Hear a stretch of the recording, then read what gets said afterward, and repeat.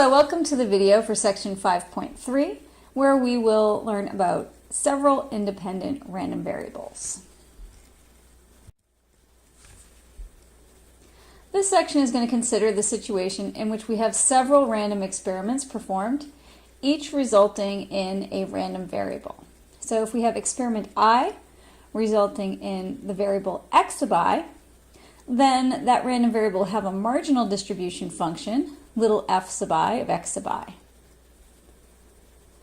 For example, suppose we randomly select a student at UVM and record their height, that could be x sub 1, and their weight, which could be x sub 2. Or, suppose we roll a six-sided die twice in a row and record what number lands facing up on the first roll, which would be x sub 1, and the number that lands facing up on the second roll, which could be our x sub 2. Now, in particular, we will be interested in situations in which the experiments and thus the resulting random variables are independent of each other. When we have independent random experiments, the joint distribution function is equal to the product of the marginal distributions. So if our joint distribution function is f of x1, x2 up through x sub n, that'll be equal to the product f1 of x sub 1, f sub 2 of x sub 2, multiplied all the way up through f sub n of x sub n. And just thinking intuitively about when we do and don't have independent events, if we look back at our example of selecting a UVM student and recording their height and weight, since we're talking about one student, their heights and weights are likely to be related to each other, and that taller people are also likely to be heavier. So those random variables are not going to be independent. On the other hand, if we roll a six-sided die twice in a row and record the number facing up on each roll, because the rolls are independent of each other and the random variables that we're interested in only depend on one roll each, then we do have a situation where we have independent experiments. Do one more example, just working with random experiments that are independent of each other. Suppose we roll a four-sided die, a six-sided die, and a 10-sided die. So we've got three experiments. x1 can be the number facing up on the four-sided die, and that'll have the marginal distribution, little f sub 1 of x sub 1, equal to 1/4, and x sub 1 can take the values 1, 2, 3, and 4. X sub 2 will be the number facing up on the six-sided die. It'll have marginal distribution f sub 2 of x sub 2. And that'll be equal to 1/6 for values of x2 equal to 1, 2, 3, 4, 5, and 6. Finally, we'll have x sub 3 equal to the number facing up on the 10-sided die. That'll have marginal distribution f sub 3 of x sub 3, which will take on the value 1/10 for x sub 3 equal to 1, 2, 3, 4, 5, 6, 7, 8, 9, 10. Then we can find the joint distribution, little f of x1, x2, x3, which remember will tell us the probability that x1 is equal to little x sub 1, and x sub 2 is equal to little x sub 2, and x sub 3 is equal to the value little x sub 3. We can find that probability by multiplying each of the marginal distributions, and we can see for every triplet in the support of this joint distribution function, the joint probability is 1/240.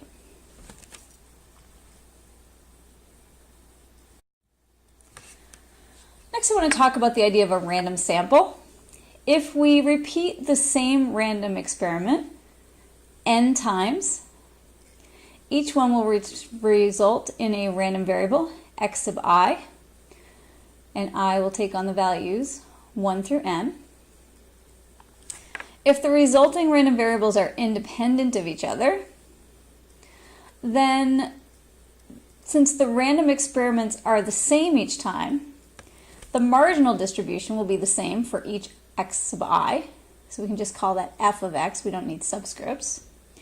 And the joint distribution function, f of x sub 1, x sub 2, up through x sub n, is equal to the product of this joint distribution, f sub x1 times f of x sub 2 times so on up through f of x sub n. So we just multiply the product of that common marginal distribution function evaluated at each of those values that the x variables are taking on.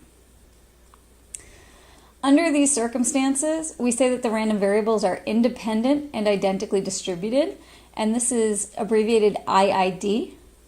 So if you see the abbreviation IID, that means independent and identically distributed random variables.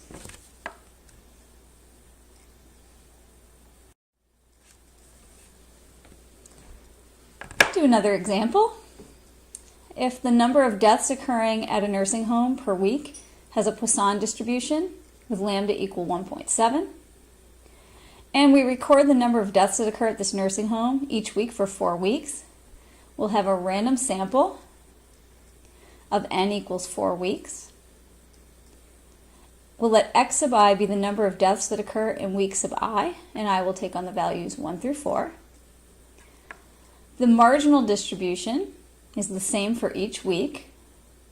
It's f of x sub I equals 1.7, that's our lambda, raised to the x sub I power, times e to the minus lambda, so it's minus 1.7, over x sub I factorial.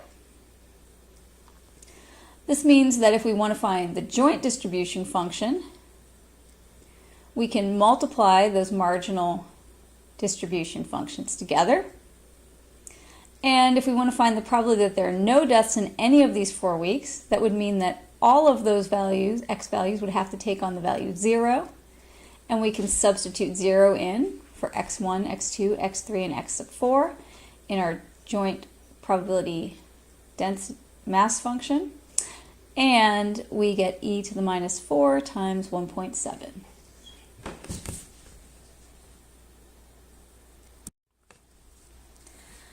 Another example, this time using continuous random variable. If we have the lifespan of a particular type of battery has an exponential distribution with theta equals 2 years when installed in a smoke detector. Suppose that for quality control purposes, the manufacturer installs 2 randomly selected batteries of this type in smoke detectors and records the lifespan of each battery. We'll let x sub I be the lifespan of battery I. Now I will take the values 1 and 2. We can find the marginal distribution will be equal to 2 times e to the minus 2 times x sub I.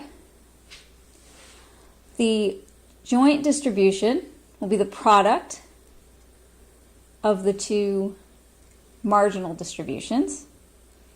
And if we want to find the probability that the first battery lasts less than 1.5 years and the second battery lasts less than 1 year, then we can multiply the 2 probabilities found with the marginal distributions. So we integrate from 0 to 1.5 years, the marginal distribution of x sub 1, and multiply that by the integral from 0 to 1 year of the marginal distribution of x sub 2. If we complete the calculus, we can find those probabilities quite easily.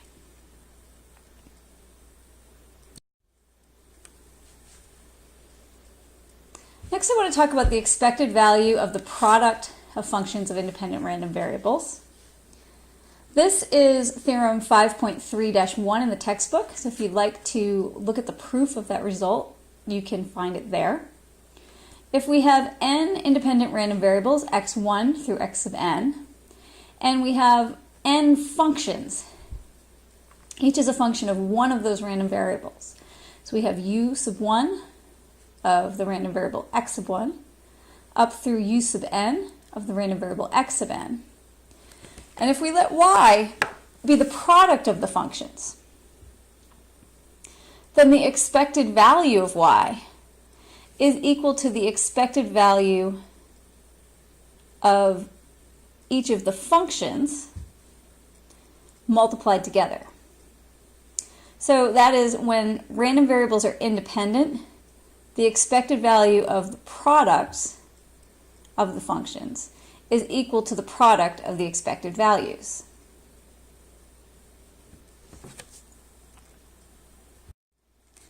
One thing to remember is that the expected value of x squared is not equal to expected value of x quantity squared.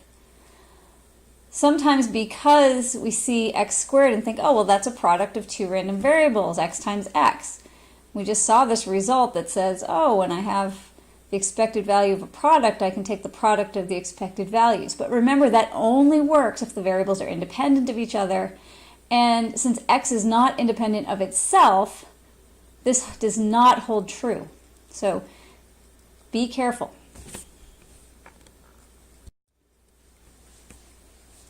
Next thing we'll talk about is how to find the mean and variance of linear combinations of independent random variables. This result is theorem 5.3-2 in the textbook, and you can look there for the proof. If we have n independent random variables, x1 through x sub n, with means mu sub 1 through mu sub n, and variances sigma squared sub 1 up through sigma squared sub n, and we have y equal to a linear combination of the random variables. So we have a constant times each of these variables, and then we add them all up. So we've got ai times x sub I summed from for I equal 1 to n, where the values a1 through a sub n are real constants. Then we can find the mean of this linear combination by taking the sum of the constant times the expected value of x sub I. And if we want to find the variance of the linear combination, we take our constant squared, multiply by the variance squared, and then sum for all the different random variables from 1 to n.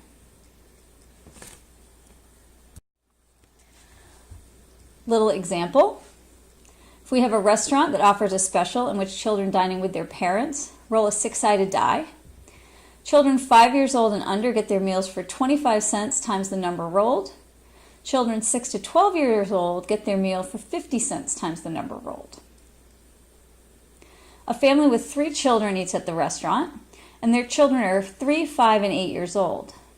How much can they expect to pay in total for their children's meals, and what is the variance of the total payment?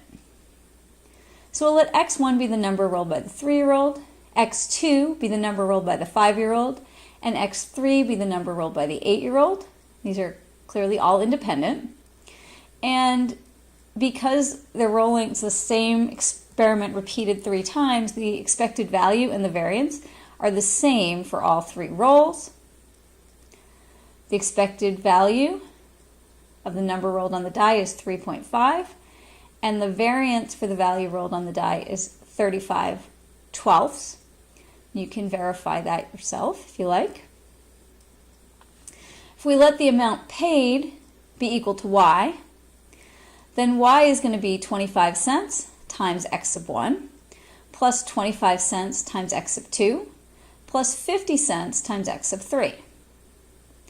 That means that the expected value of the payment, mu sub y, is going to be equal to 0.25 times the expected value of the roll of the 3-year-old plus 25 cents times the expected number rolled by the 5-year-old plus 50 cents times the expected number rolled by the 8-year-old. And if we substitute the expected value of 3.5 in for each of those expected values, we can see that the expected total payment for the 3 kids' meals is $3.50. If we want to find the variance of that payment, we're going to take 25 cents squared times the variance of the number rolled by the 3-year-old plus 25 cents squared times the variance of the number rolled by the 5-year-old plus 50 cents squared times the variance of the number rolled by the 8-year-old. If we substitute in 35/12 for each of those variances, we get a variance for the total payment of about $3.19.